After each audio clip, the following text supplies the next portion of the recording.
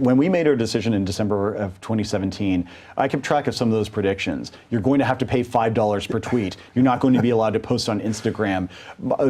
One of my favorites, the Senate Democratic Caucus Twitter account said, the internet will work one word at a time. Or one of my favorites, this is the end of the internet as we know it. About a year and a half ago or so, when net neutrality disappeared, if you were paying attention to the sort of mainstream take on it, this was it. World War III was starting, the internet was over, nobody was going to get video, everybody was going to be throttled, corporations were going to take over. Here we are.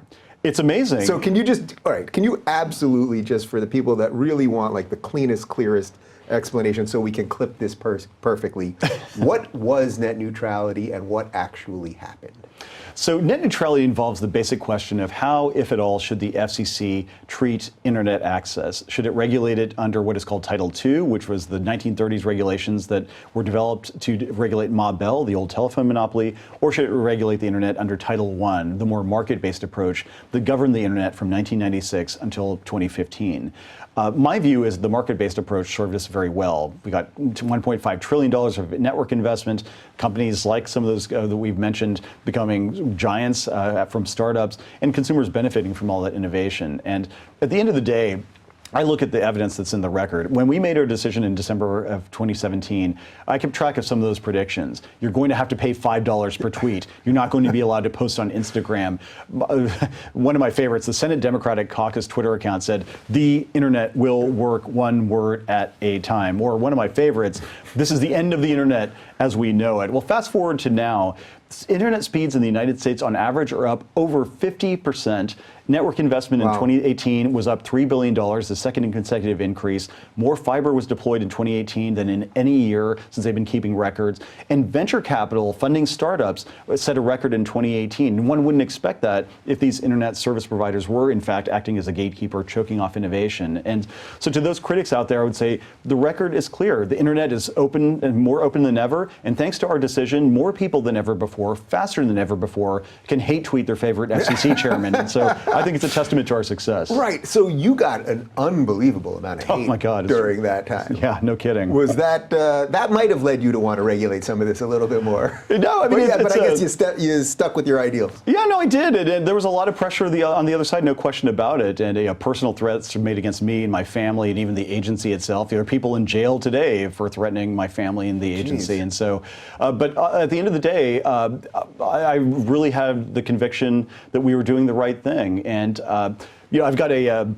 quote by my computer, and I see it every single day when I power up, and it's from Churchill back in the 20s, and it said, hear this, young men and women, and proclaim it far and wide. The earth is yours, and the fullness thereof. Be kind, but be fierce. You are needed now more than ever before.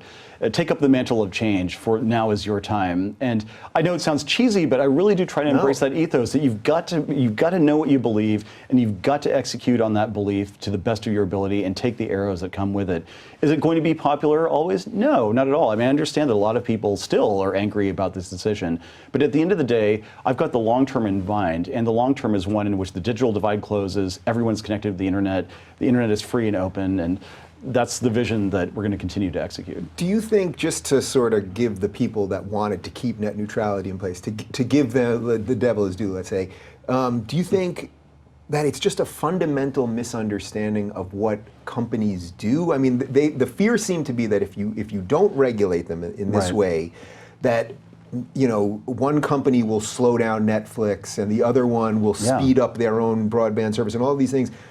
And there's some initial thought that kind of makes sense there, like you would want to hurt your competitors if you're in several businesses and you'd want to help your partners, but that's not really how competition works, and I guess everything that you just laid out is sort of proof of that. I mean, do you think that they just sort of fundamentally misunderstand economics or something like that? I understand the concerns they might have in the abstract, but the two things I always try to emphasize to allay those concerns are, number one, I support Congress putting on the page in the modern era what the rules of the road should be. I mean, it's a one-page bill, honestly, that Congress could pass tomorrow. No blocking of lawful content on the internet, no throttling of lawful content, no anti-competitive paid prioritization, transparency, make sure every internet service provider documents all its business and network management practices for everyone to see. I've just outlined a 99% supportable bill, but that's never going to happen because there's no such thing as a one-page paper that gets through these people. Come on, you got to add in what, like 5,000 more pages? Yeah, all the wherefores 27 bills that have something to do with farming.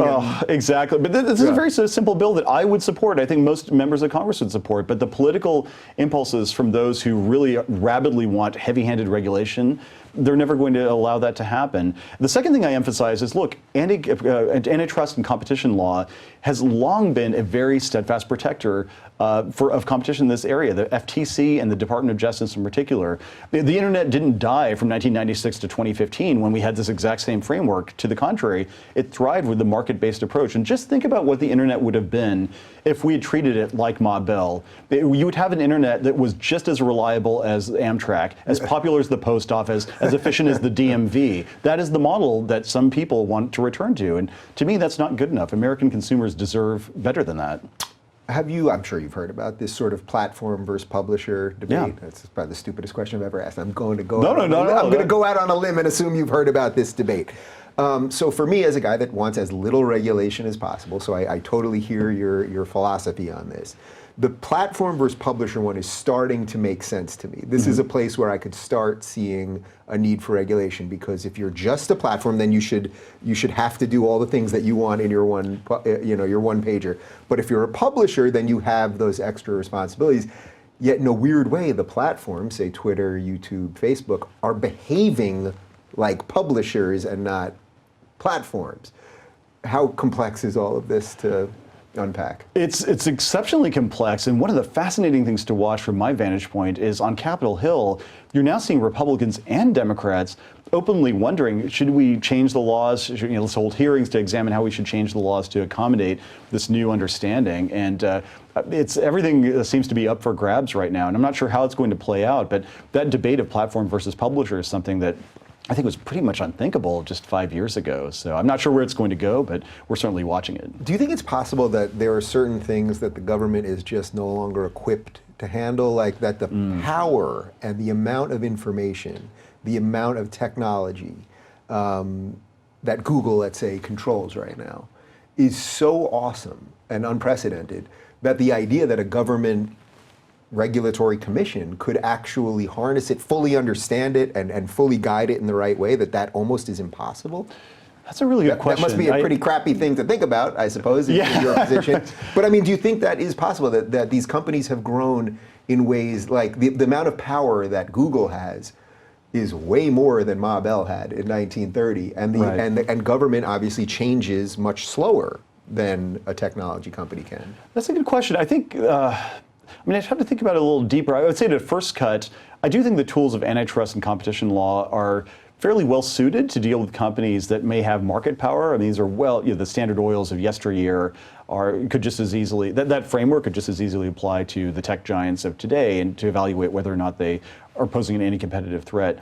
What I would say is the central problem we haven't yet wrestled with is that the pace of technological innovation is quickening, if anything, and we're now rapidly dealing with not just laws that are out of date, but a Congress that, and a regulatory structure that isn't equipped to deal nimbly with some of those challenges. To give you one example, facial recognition technology. I mean, you're now seeing a lot of people wondering, well, should we ban or should we regulate facial recognition technology? How does it work? Or cryptocurrencies. You see regulators struggling with, how should we think about this? Is it another financial instrument that we should regulate under the old laws, or should we just come up with something new? And across all of these different sectors, the pace is so fast that by the time we even understand what it is, it's just almost too late to pass regulations because the marketplace has moved beyond it. So I think that is one of the central problems that we haven't yet grappled with. Yeah. Is the other part just that administrations change pretty quickly? I mean, we don't know who the president's going to be in about a year and a half from now. We just don't. And the next person could come in, and is your term, is that just on the decision of the president, or is there a limit to your term? Or? Oh, so every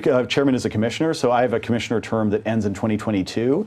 But by law, the president has to designate whoever the chairman is at any given point in time. So yeah, I have a term that runs independent of the presidential administration that happens to be in power. But technically, the next president could just take you out of that term. Exactly. So how much of your consideration has to do with just the political realities of all of this? To me, zero. One of the great things about being an independent agency is that we make the decision that we think is the right one. And that, generally speaking, our initiatives have been nonpartisan in nature. I mean, to me at least, getting broadband to rural Americans and tribal Americans is not a Republican issue or Democratic issue, it's just an American issue. Getting people with disabilities access to technology, helping people in hurricane-ravaged areas is not a partisan issue as well. And 5G is a national imperative. So a lot of these things are actually bipartisan in nature, or nonpartisan, I would say. And so, to me at least, that's how I've tried to embrace the job. And the other thing that goes unremarked in Washington, at least, as far as we can tell, I'm the first chairman in history ever to ask each one of the commissioners, Republican and Democrat, to take leadership to speak for the agency on an issue of importance. Traditionally, the chairman essentially hogs all of the responsibility for himself or herself, but I've tried to delegate a lot of that to make sure that all of them feel empowered. That's good for them, but it's also good for the agency to show that, look, we're not a political agency that rises or falls based on where the political winds may happen to take us. If you're looking for more honest and thoughtful conversations about politics instead of nonstop yelling, check out our politics playlist. And if you want to watch full interviews on a variety of topics, watch our full episode playlist, all right over here. And to get notified of all future videos, be sure to subscribe and click the notification bell.